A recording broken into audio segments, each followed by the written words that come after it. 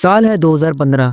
ये player Zimbabwe के खिलाफ अपना ओडीआई डेब्यू करता है। इस वक्त ना तो इसका कोई हेटर था और ना कोई फैन। ये प्लेयर अपने डेब्यू ही मैच में 50 स्कोर करता है और उसके बाद न जाने कितनी 50 हैं। First 50 in the T20 internationals. 50 in style, and that's his 50. Easily done. Make that 50. This time is Barber. Same result and gets to 50. 2016 में ये प्लेयर ओडीआई सीरीज में वेस्ट इंडीज के खिलाफ लगातार 3 मैच में 3 सेंचुरियां स्कोर करता है। One day series. His first international 100, second 100 in succession for Babar Azam. The second youngest to get 3 consecutive one-day international hundreds. और 2017 के आखिर तक ये बंदा टॉप 10 ओडीआई बैटर्स में भी शामिल हो गया। और अब इस प्लेयर का मुवाजना भारत के विराट कोहली से किया जाने लगा, जो कि उस वक्त ओडीआई में नंबर 1 प्लेयर थे।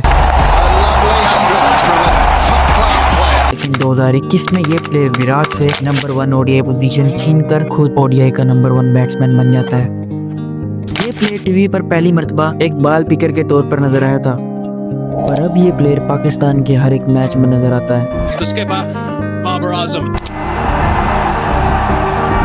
Babar Azam is their new hero, the modern hero, their captain, their leader. लेकिन फिर भी बाबर आजम को अपने ही मुल्क के लोग कुछ यूं कहते हैं।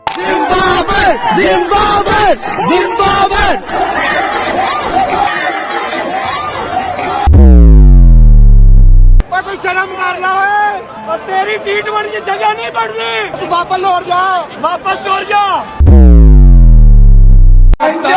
किंग है, था और रहेगा। बाबर आजम एक वाहिद प्लेयर थे जो सेट खेल रहे थे। 32-35 बॉल खेल चुके थे वो, लेकिन इन प्लेयर पे कोई जिम्मेदारी है ही नहीं। ये सीनियर मोस्ट प्लेयर हैं और पाकिस्तान पे माफ करिएगा कि अब ये एक्स्ट्रा बैगेज बन गए हैं, बोझ बन गए हैं। एक्स्ट्रा बैगेज बन गए हैं, बोझ बन गए हैं। पाकिस्तान की तरफ से इतना सब कुछ करने के बावजूद भी क्यों बाबर आजम को तनकीद का निशाना बनाया जा रहा है, जानते हैं इस वीडियो में बाबर आजम के मुतालिक।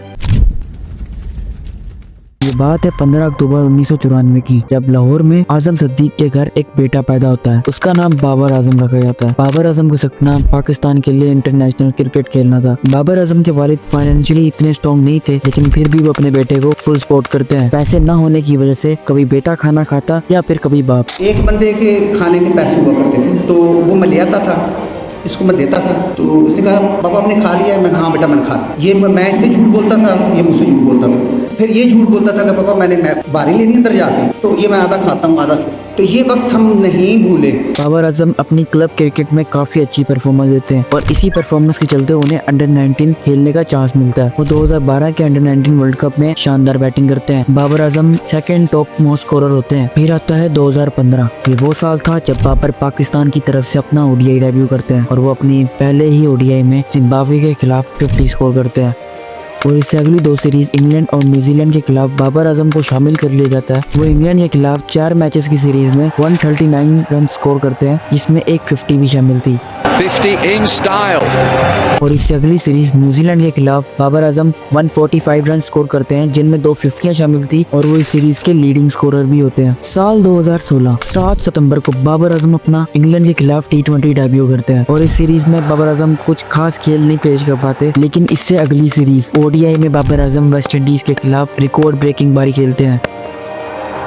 Not like the Pakistan batting at the moment. Easy pickings for them. वो 3 मैचेस की सीरीज में 330 स्कोर करते हैं, जिनमें 3 सेंचुरियां भी शामिल थी। The second youngest to get 3 consecutive one-day international hundreds. इस सीरीज के बाद बाबर आजम को अच्छा खासा नाम मिल चुका था। इस सीरीज के बाद टेस्ट सीरीज में भी वेस्ट इंडीज के खिलाफ बाबर आजम को चांस दिया जाता है और बाबर आजम अपने टेस्ट डेब्यू में भी 50 स्कोर कर देते हैं, जो कि किसी भी प्लेयर के लिए एक बेहतरीन शुरुआत है। Babar Azam on debut gets to his 50. 33rd Pakistani Test batsman to get a 50 on debut. और 2017 के आखिर तक बाबर आजम ओडीआई में 1000 मुकम्मल करने वाले फास्टेस्ट ओडीआई बैटर बन जाते हैं। और यही नहीं, इसके बाद बाबर आजम टॉप 10 बैट्समैन की रैंकिंग में भी शामिल हो जाते हैं। फिर आती है 2017 की चैंपियंस ट्रॉफी। चैंपियंस ट्रॉफी के शुरुआती मैचेस में बाबर आजम कुछ अच्छा नहीं कर पाते पाकिस्तान के लिए, लेकिन फाइनल में इंडिया के खिलाफ 46 रन की शानदार बारी खेलते हैं, जो कि इंडिया के खिलाफ पाकिस्तान की पोजीशन को और मजबूत मजबूत बना देता है। लेकिन चैंपियंस ट्रॉफी के बाद ओडीआई सीरीज के लिए पाकिस्तान न्यूजीलैंड जाती है और उस 5 मैचेस की ओडीआई सीरीज में बाबर आजम पूरी तरह फेल होते हैं। लेकिन टी20 सीरीज में बाबर आजम शानदार खेलते हैं। वो इस टी20 में लीडिंग रन स्कोरर होते हैं जिसमें वो 109 रन बनाते हैं और इस सीरीज के बाद वो नंबर 1 टी20 बैट्समैन बन जाते हैं, लेकिन ज्यादा अरसे तक के लिए नहीं। वो जल्दी नंबर 1 से नंबर 3 बैट्समैन पर स्लिप कर जाते हैं। फिर 2018 में इंग्लैंड के खिलाफ टेस्ट सीरीज में बाबर आजम 68 रन के साथ पाकिस्तान की पोजीशन को मजबूत लिए खड़े होते हैं, लेकिन तभी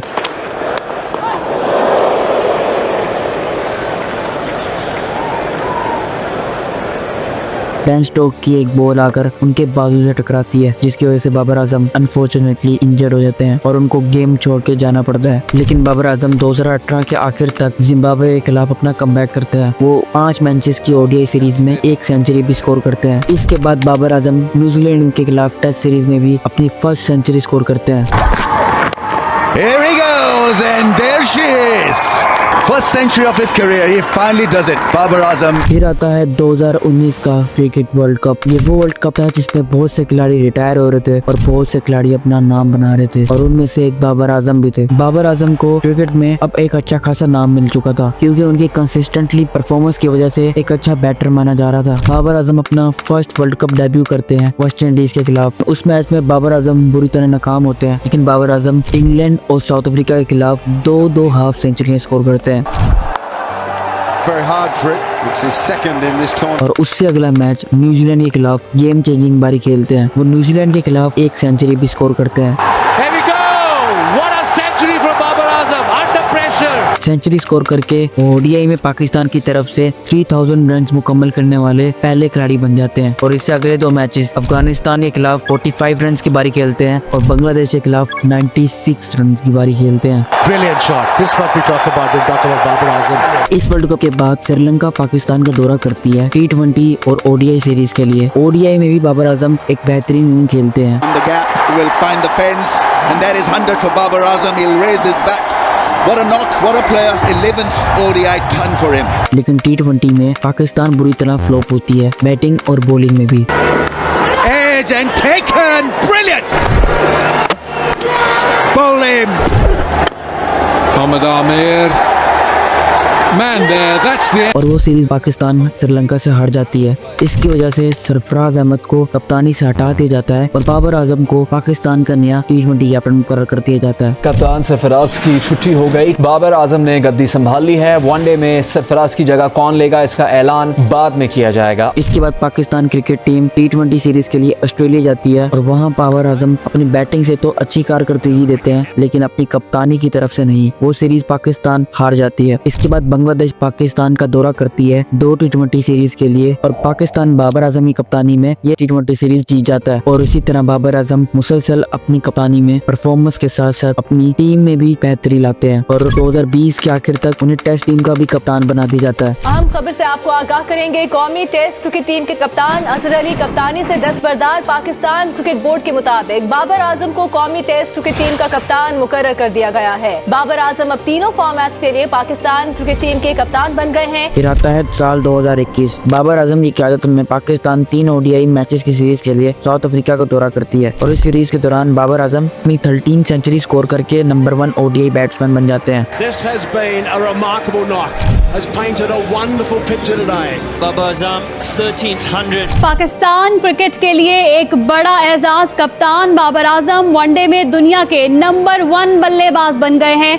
बाबर आजम ने रैंकिंग में भारतीय कप्तान विराट कोहली की पोजीशन छीन ली है, जो कि अभी तक कायम है। और बाबर आजम की क़यादत में पाकिस्तान ये सीरीज साउथ अफ्रीका से 2-1 से जीत जाती है। फिर आता है 2021 का टी20 वर्ल्ड कप। बाबर आजम पाकिस्तान की तरफ से इस टी20 वर्ल्ड कप की क़यादत खुद कर रहे थे। पाकिस्तान अपना पहला मैच इंडिया के साथ खेलता है। बाबर आजम की कप्तानी में पाकिस्तान बॉलिंग की तरफ से एक बेहतरीन स्टार्ट करता है Yes, absolutely calm. और बैटिंग में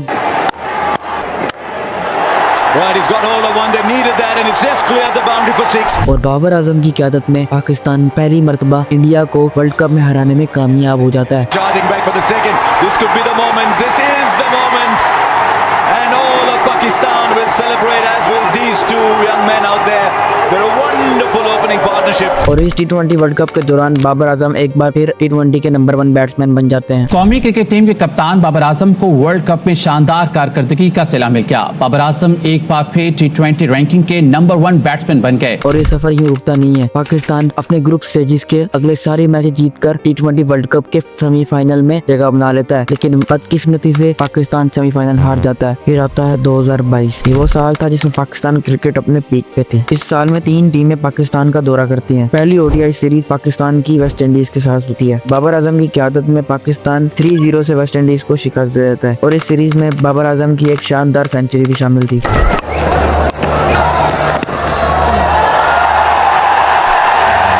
And with this, Babar Azam becomes the first player in ODI history to score 3 consecutive centuries on 2 occasions. फिर ऑस्ट्रेलिया 3 ODI सीरीज खेलने के लिए पाकिस्तान आती है। बाबर आजम की क़यादत में पाकिस्तान 2-1 से ऑस्ट्रेलिया को शिकस्त देता है और इस ODI सीरीज में बाबर आजम 2 सेंचुरियां और 1 50 भी स्कोर करते हैं। फिर 2022 के वर्ल्ड कप से पहले 7 मैचों की T20 सीरीज के लिए इंग्लैंड पाकिस्तान का दौरा करती है और इस सीरीज में पाकिस्तान इंग्लैंड को टफ टाइम देती है, लेकिन 4-3 से इंग्लैंड से हार जाती है। फिर आता है 2022 में एशिया कप। बाबर आजम इस एशिया कप में पाकिस्तान को अपनी क़यादत में फाइनल तक लेके जाते हैं, लेकिन वहां पर भी पाकिस्तान श्रीलंका से हार जाता है। और अब आता है 2022 का T20 वर्ल्ड कप। इस वर्ल्ड कप के शुरुआती मैचेस में पाकिस्तान बाबर आजम की क़यादत में इंडिया और जिम्बाब्वे से हार जाता है, लेकिन फिर अपना एक जबरदस्त कमबैक करता है। पाकिस्तान टीम सेमीफाइनल में पहुंच जाती है और सेमीफाइनल में पाकिस्तान का मुकाबला न्यूजीलैंड से होता है। बाबर आजम की क़यादत में पाकिस्तान न्यूजीलैंड को हरा के बहुत आसानी से फाइनल में जगह बना लेती है।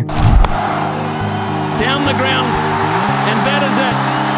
Shan Masood hits the winning runs, and Pakistan are absolutely ecstatic in the dugout. And why not? The first time in 13 years they have reached a World Cup final. और फाइनल में पाकिस्तान का मुकाबला England से होता है। वो final Pakistan England से हार जाता है। Hit it leg side. It's Ben Stokes with the winning runs. Who else? It's always Ben Stokes with the winning runs. Pakistan को वर्ल्ड कप जितवाने का सपना बाबर आजम का सपना ही रह जाता है। फिर आता है साल 2023। ये वो साल था जिसमें बाबर आजम को बहुत से चैलेंजेस झेलने पड़े। पाकिस्तान अफगानिस्तान के खिलाफ ODI सीरीज खेलती है और इस ODI सीरीज में पाकिस्तान अफगानिस्तान को व्हाइट वॉश करके बाबर आजम की क़यादत में ODI की पहली बार नंबर 1 टीम बन जाती है। एशिया और वर्ल्ड कप से कबल पाकिस्तान टीम एक बार फिर वनडे की नंबर 1 टीम बन गई है। अफगानिस्तान के खिलाफ सीरीज में 3-0 की फतह पाकिस्तान को नंबर 1 पोजीशन पर ले आई। 2023 के एशिया कप में पाकिस्तान बाबर आजम की क़यादत में बहुत बुरा खेल पेश करती है। बाबर आजम नेपाल के खिलाफ इस मैच में 150 रन स्कोर करते हैं, लेकिन पाकिस्तान वर्सेस इंडिया के मैच में बाबर आजम हार्दिक पांड्या की इस बॉल पर आउट हो जाते हैं।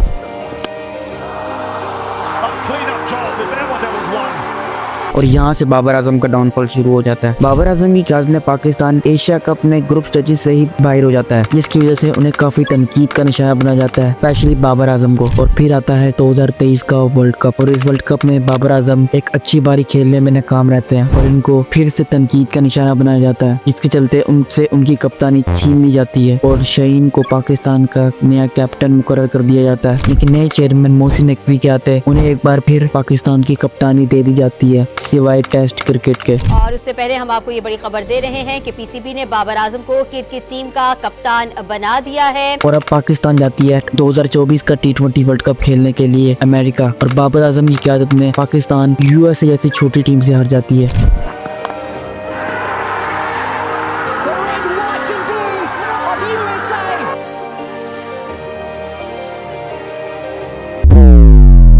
और इंडिया के खिलाफ 120 रन का हदफ भी पाकिस्तान क्रिकेट टीम चेज नहीं कर पाती, जो कि बाबर आजम की क़यादत पे एक सवाल था। इस वर्ल्ड कप में हारने की बेसिक रीजन ग्रुपिंग था, यानी टीम में प्लेयर्स ग्रुपिंग करके खेल रहे थे और बाबर आजम की बात को कोई खास अहमियत नहीं दी जा रही थी, जिसकी शिकायत T20 वर्ल्ड कप के कोच गैरी क्रिस्टन भी आकर करते हैं। T20 क्रिकेट वर्ल्ड कप में कौमी टीम क्यों हारी, खराब परफॉर्मेंस पर सीनियर मैनेजर और मैनेजर को हटाने की वजह और कोचेस की रिपोर्ट सामने आ गई है। जराये के मुताबिक एक वोट में बताया गया है कि शाहीन शाह अफरीदी बदतमीजी करते हैं, किसी की बात नहीं सुनते।